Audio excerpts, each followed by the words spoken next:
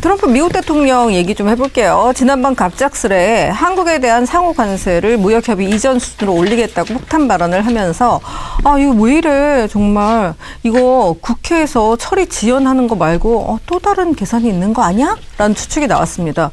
아니 금관 바꿔 그렇게 좋아하고 한미 관계 좋아졌다고 할 때 언제 저희 자료 화면 준비했는데 갑자기 너 세금 15% 내던 거 25%까지 올릴 거야? 알았어? 그렇게 하라 하면 좀 당황스럽잖아요. 근데 저는 너무 당황스러운 게 김민석 총리가 또 부대통령을 며칠 전에 만났더만요. 맞아요. 그러니까 한 라인을 가동시켰대요. 네. 사진 좀 보여주세요. 한 라인을 만들었대요. 그래서 그럼 한 라인으로 전환을 해서 해야지 왜 SNS를 통해서 우리를 보게 만들어. 그래서 느꼈죠. 한 라인은 아직 가동은 안 되는구나. 전기는 안 통하는구나. 그럼 번호는 땄는데 받지는 않는 거죠.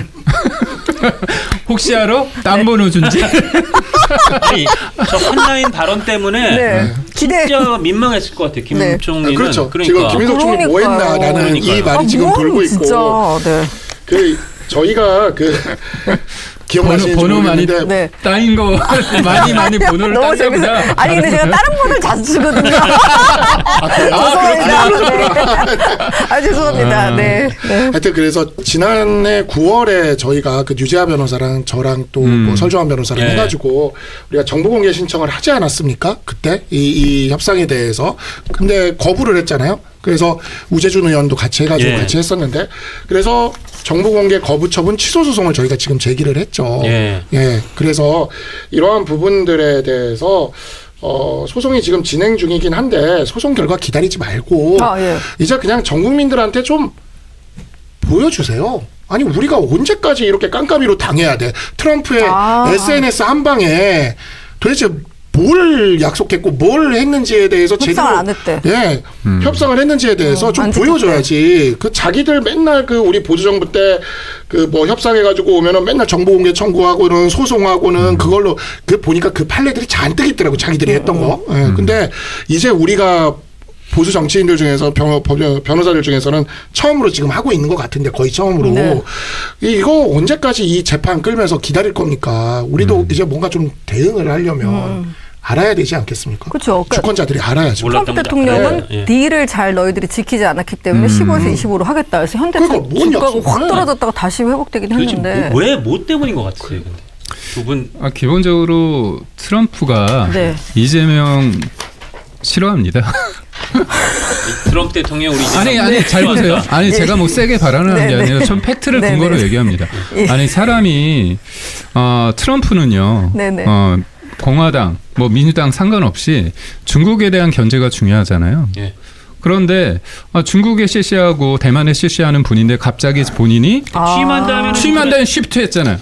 근데 갑자기 앵커님께서 제가 별로 안 좋아하다가 다른 데 가서 나쁜 얘기하다가 막상 이렇게 패널 출연한다고 해서 제 좋은 얘기하면 좋아하겠습니까? 전 일단 좋을 것 같아요. 일단은 그러니까 그만도 주고 막 좋은데 이게 어디야, 그런데 이게 뭐냐면 기본적으로 신뢰가 별로 없고 이 사람이 가지는 어떻게 보면 친중적이고 친북적인 그런 것들을 장사꾼이기 때문에 이용하는 겁니다. 흔들어대는 거죠. 그래서 처음 만나는데 어떻게 했습니까? 혁명과 숙청이 일어나고 있다고 했잖아요. 발언이 좀 쌓였었죠. 그때. 그게 제정신이 안 되는 거예요. 그래서 우리가 진짜 딱 짚어야 될 대목이 뭐냐면 3,500억 달러를 투자하겠다는 얘기 이 엄청난 금액을 누가 먼저 얘기했느냐가 중요합니다. 그 당시까지 대통령하고 트럼프하고 한미 정상회담 날짜가 안 잡혔었어요. 그래가지고 우리가 굉장히 어떻게 보면 엉매이고 수구리 소위 말해서 굴종적으로 하면서 날짜를 받으려고 했던 겁니다. 그런데 딱 만났을 때 기선제압하고 만나서 또 만나자. 딱 만나서 교회 관련해서 거칠게 다루고 있다는 얘기 하잖아요. 그런 얘기도 합니다. 너희 압수수색했지. 그러면서 혼을 빼놔. 그리고 앞에서는 공개적으로 말로 엄청 띄웁니다. 그러고 나서 3,500을 딱 먹죠. 근데 더 웃긴 건 뭐냐면 강유정 대변인이 그러잖아요. 너무나 잘 돼서 합의서가 필요 없다고 하는데 제가 강조했던 게 뭐냐면 합의서는 우리가 약자고 거기가 강자잖아요. 약자를 보호하기 위한 최소한의 조치입니다. 문구가 있어야지. 이거 심하다. 그럴 수 있는데 그게 없는 거잖아요. 그리고 팩트 체크. 죄송합니다. 팩트 시트. 팩트 시트를 팩트 체크해 보면 기본적으로 우리가 줘야 될 건 다 디테일하게 수치화되어 있습니다. 근데 우리가 받을 것들은 두루뭉술하거든. 그러니까 결국 우리가 제대로 안 됐기 때문에 소위 말해서 정상회담 그리고 앞에서 나오는 그 말 외교라는 건 네. 사실상 말의 성찬이잖아요. 그렇죠. 그거 가지고서 우리가 인정받았다고 하다 보니까 쏙쏙 빼먹는 거잖아. 그리고 이번에 200억 달러씩 10년 동안 우리가 갖다 줘야 되는데 이거에 관련해서 우리가 약간 환율이 오르니까 보수적으로 이거 과연 할 수 있겠어? 이 얘기가 나왔거든요. 그러니까 그 조항 중에 환율에 그런 문제가 생기면 그래요. 조금 네. 깎을 수 있다 그런 구절이 네. 있었다는 거잖아요. 그것 때문에 우리 정책실장인가 뭐 저 산업부 장관인가 가서 누군가도 하여튼 네. 이거 좀 깎아야 된다는 취지 얘기를 한 거. 그래서 그것 때문에 완전히 여기다 그냥 아니, 그러니까 네. 트럼프 입장에서는 잃어버린 것 같다는 지금 생각이 들어요. 국내 정치도 굉장히 이민자, 불법 이민자 관련해서 나쁘잖아요. 네. 그리고 어차피 트럼프의 머릿속에는 11월 중간선거가 있으니까 일본하고 한국과의 그 관세 협정 관련해서 뭔가 결과물이 수치화되고 들어와야 됩니다, 돈이. 그래서 그 부분에 대해서는 압박과 개신교 쪽과 관련해서 요번에 네. 그 김민석 총리가 갔을 때 한 방 네. 맞은 게 그거잖아요. 손현보 목사 손현보 목사. 얘기 또 했다 그러니까 이게 그러더라고요. 손현보 목사님, 그다음에 네. 이영훈 목사님, 김장한 목사님 다 이어지는 거거든요. 그래서 저는 일정 부분 우리가 협상 자체를 첫 단추가 잘못 깨었고 근본적으로 이재명이라는 사람에 대한 불신이 깔려 있고 이거를 정치적으로 굉장히 잘 이용해서 본인의 어떤 욕심 그 최대치 끌어가는 전략이다 이렇게 봅니다. 박 변호사님은 그 부분도 있죠. 뭐 여기 그 김기영 대변인이 지금 잘 말씀을 주셨지만 그 온라인 플랫폼과 관련된 부분 이제 우리나라 국회와 쿠팡이요? 관련돼서는 이제 온라인 플랫폼과 관련된 부분이 있는데 근데 이제 이 온라인 플랫폼 업체에 대한 어떤 적절한 규제가 좀 있을 필요가 있다라는 이야기를 저는 정치권에 들어오기 전부터 꽤 많이 했던 사람이에요. 예. 네, 그리고 실제로 뭐 그 변협에 있을 때부터 그 법률 플랫폼과 관련돼서도 그렇게 했었던 그런 경력이 있고 그래서 이 플랫폼이 앞으로는 국가를 넘어설 수도 있을 거다라는 얘기를 제가 그때 국회 토론회 같은 데 오면은 변협 부협회장일 때 얘기하고 했거든요. 근데 그걸 사실 이번에 보여준 게 이 쿠팡 사태인 것 같습니다. 국가를 넘어서는 힘을 플랫폼이 가질 수 있음을 보여준 것 같아요. 아니, 미국에 그렇게 돈을 많이 썼다면서요. 그러니까 그게 이제 플랫폼이 네. 가지고 있는 힘이죠. 왜냐하면 이게 플랫폼을 가지고 사람들이 이제 플랫폼 간의 경쟁 이런 얘기들을 하는데 플랫폼은 한 시장을 통째로 장악하는 능력을 갖고 있거든요. 그러다 보니까 플랫폼이 곧 시장이 되는 문제가 있어요. 그러다 보니 이 플랫폼에 대해서 너무 그냥 내버려 두면 이 플랫폼이 국가를 오히려 넘어설 수 있다라고 볼 수가 있는 건데 묘하게 재밌는 게 뭐냐면 그래서 이 플랫폼에 대한 규제는 전통적으로 미국에서는 민주당이 주로 규제를 해왔고 공화당은 이에 대해서는 좀 풀어주는 그러한 쪽이었어요. 근데 우리나라는 민주당이 말은 플랫폼 규제를 맨날 하자 그러면서 민주당이 플랫폼 규제를 안 했어요. 거기 많이 가서 주식도 하고 오히려 민주당 쪽 사람들이 플랫폼에 취업도 많이 합니다. 그렇죠. 굉장히 많이 해요. 아니 쿠팡이 이렇게 큰 거는 그렇죠. 민주당 계열에서 했던 여러 가지 규제 때문에 네. 쿠팡만 맞습니다. 헐헐 나른 거죠. 그게 그건 뭐. 되게 재밌는 게 뭐냐면 이게 전통적인 산업은 약간 우리 보수 정치랑 좀 가까워요. 네. 근데 민주당은 거기랑은 거리가 좀 있다 보니까 그렇죠. 새로 떠오르는 산업들을 혁신 산업이라 그래서 거기랑 가까워지는 경향이 있습니다. 대표적인 게 코인 그리고 이 플랫폼 그리고 각종 사모펀드, 이 금융 완전 신종 금융 상품들 그쪽에 민주당 사람들이 쫙 가거든요. 그래서 민주당이 그동안 플랫폼 규제에 대해서 손을 있는 대로 필요한 지점에서 자기들이 의회를 거의 장악하고 있었잖아요. 지난 몇 년간 내내 네. 거의 그 상황에서도 민주당이 플랫폼 규제를 안 하다가 이번에 아주 쿠팡에게 된통 맞고 있는 거다 지금. 이제 와서 쿠팡 사태 터지고 나니까 플랫폼 규제하겠다고 부랴부랴 하다가 이제 그 쿠팡이 미국 정계까지 힘을 쓰니까 거기에 지금 이제 부메랑처럼 맞고 있는 거다라는 생각이 좀 듭니다. 쿠팡 다시 제일 크다고 보세요 두 분 다. 그럼 이번 그러니까 왜 트럼프의 마지막 트리거를 그날 SNS에 이런 걸 달아서 한국에다가 확 폭탄을 국회 하면은 쿠팡밖에 안 떠올라요 사실. 국회 하면. 네. 저는 여하튼 200억 달러 매달 아니 매해 주는 부분 돈 들어오는 거 확실히 해야겠다. 그게 더 큰 거. 첫 번째 돈부터 빨리 입금해라. 빨리 입금해야 된다. 네. 그리고 박 변호사님 쿠팡이 꽤 큰 영향을 끼쳤을 것이다. 그렇게 생각이 좀 듭니다. 네. 하여튼 복합적인 것 같긴 해요. 저는 트럼프한테는 뭐 하여튼 뭔가 불만 섞인 일들이 많은 것 같고 우리 정부에 대해서. 네. 근데 쿠팡 말씀하셨다면 아까 말씀하신 게 이제 유통산업발전법이잖아요. 예. 네. 그러니까 저는 민주당은 이 부분에 대해서 할 말이 없어요. 그렇죠. 왜냐하면 그 당시에 대형마트 3사 네. 관련해서 월 주말에 일요일 날 한 달에 2번 쉬게 하고 그다음에 12시부터 다음 날 10시까지 영업을 못 하게 했거든요. 그 틈을 파고든 게 쿠팡이고 맞아요. 그거를 엄청 도와준 게 민주당인데 그러니까요. 네. 지금 뒤늦게 그래서 저는 지금의 쿠팡 사태에서 가장 본질은 쿠팡을 조지는 게 아니라 어떻게 보면 우선 나쁜 중국인부터 잡아와야 됩니다. 근데 그렇죠. 대통령께서 뭐라고 하셨죠? 어쩔 그랬잖아. 제가 너무 오늘 이재명 대통령에 대한 그게 아니요. 있나요? 아니요. 아닌가요? 아니면 저희가 좀 전해주시니까. 현직 대통령에 대해서 네. 예우하는 약간의 그게 있어서. 아 예. 그렇습니까? 네네. 노란 딱지 걱정하시는 것 같아요. 아 그래? 그럼 제가 이재명 대통령님께서 네. 이분 안에 뭐 깨서 정도 네, 되는데. 아니 이거는 정말 시원시원하게 얘기를 해주시는 게 좋아요. 아, 그렇네요. 예, 예, 이거는, 예.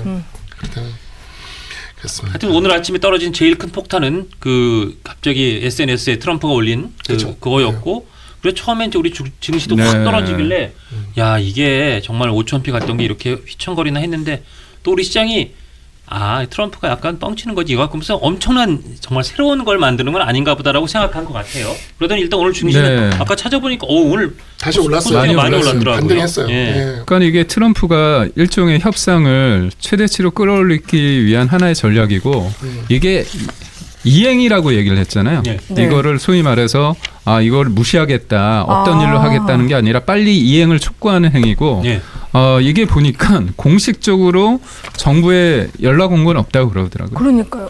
그래서 결국은 SNS를 통해서 우선 이렇게 탁 던져서 우리가 이제 부안해동하는 걸 보는 건데 정부는 그럴 수 있지만 시장은 타코라고 하잖아요. 트럼프가 always 뭐 치킨스 아웃이라고 하는데 저는 그럼에도 불구하고 이게 단순한 해프닝이 아니라 구조적으로 우리 정부에 대한 첫 단추가 관세 협상이 잘못 끼워지고 지금 일종의 친중적인 요소가 있는 거에 대한 어떤 우려가 뒤섞여 있다. 복합적으로 돼 있다 저는 봅니다. 근데 2주 전에 미국이 뭐 그런 건 있었죠.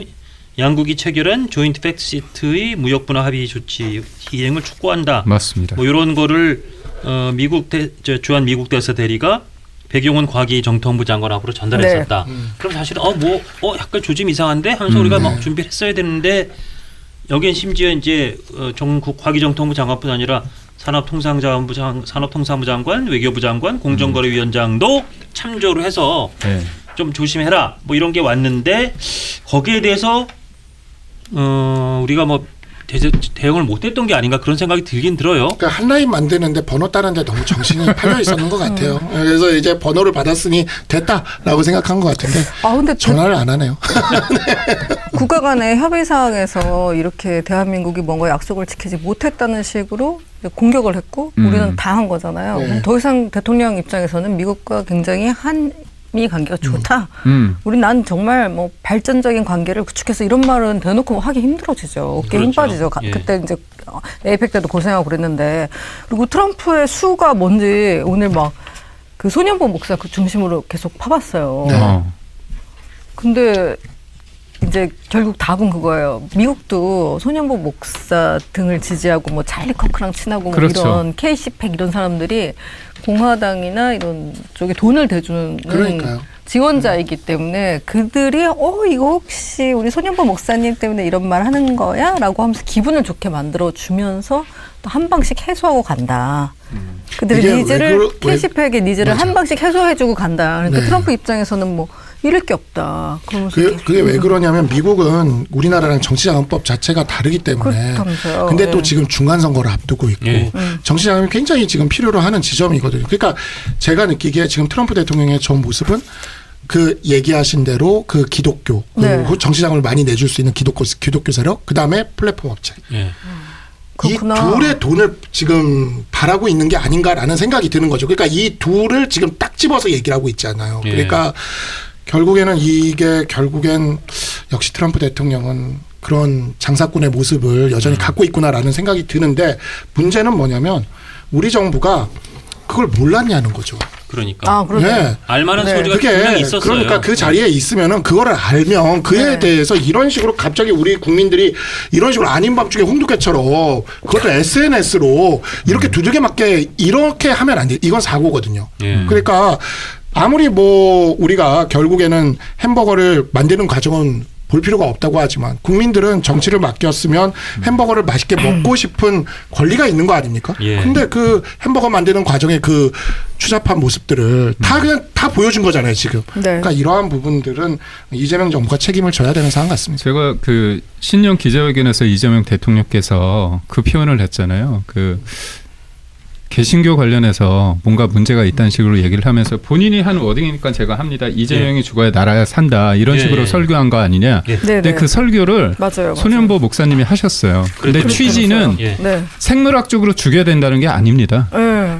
정치적으로 그러니까 예를 들어서 민주당도 이재명 대통령께서 당대표 시절에 단식했잖아요. 예. 그때 자기를 이재명이 죽어야지 당이 산다. 이런 쪽으로 어떻게 보면 멘트를 했거든요. 그런 취지로 그 당시에 이제 수많은 탄핵 관련해서 문제가 있다. 그래서 우리가 흔히들 뭐 공자가 죽어야지 뭐 사회가 변한다 뭐 그런 얘기 하는 것처럼 예. 정치적 의미에 죽어야 된다고 하고 실제로 설교도 그런 식으로 얘기를 하셨어요. 예. 근데 이재명 대통령께서 그 얘기를 딱 한 거예요. 근데 김민석이 부통령을 만났는데 손현보 목사님을 얘기하는 거야. 예. 야, 그런 거 보면 다 보고 있는 겁니다. 그러니까 저는- 몇 시간 차였죠, 그게. 그렇습니다. 네, 같은 25일 날 벌어진 맞아요. 일이었어요. 맞아요. 예, 뭐 같은 손현보 날에. 목사는 나보고 뭐 이재명이 죽여야 뭐 그래야 나라가 산다고 한다는데 그랬더니 부통령이 딱 만나서 손현보 목사 뭐 당신들의 입장은 정치적 입장은 존중합니다만 뭐 우려하는 시각도 있습니다. 그럼 진짜 제가 어떻게 보면 KC팩이면은 돈 많이 보낼 것 같아요. 미국에. 왜냐면 마두로 막 이런 얘기 나오잖아요. 그러니까 네. 트럼프가 저렇게 하는 게 옳으냐 그르냐 그건 또 다른 얘기 그럼요. 변론이에요. 근데 맞습니다.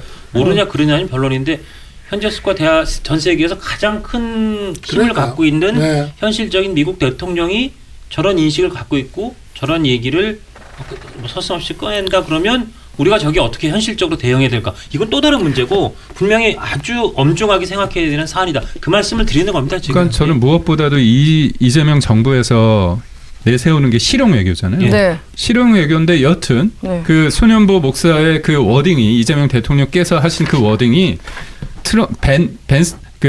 부통령을 열받게 했는지 뭐 하는지 모르지만 여튼 손현보 석자가 나왔잖아요. 예. 그렇다면 이건 실용은 아니죠. 그렇죠. 굳이 신년 기자회견에서 왜 그 얘기를 하느냐 이거죠.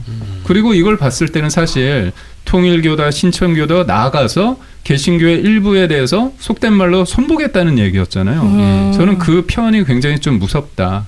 그리고 무엇보다도 제가 여담을 말씀드리자면 그래서 김민석이 만났잖아요. 근데 들어왔다는 거 아닙니까? 네. 들어와서 특정 뭐 3%인가 거기 가서 자기 자랑을 엄청 한 거예요. 네. 그러고 나서 회의를 했는데 회의를 해서 구윤철 부총리가 아니 뭐 하실 말씀 있는 거 아니냐고 했더니 됐다고 하고 나갔대요. 네.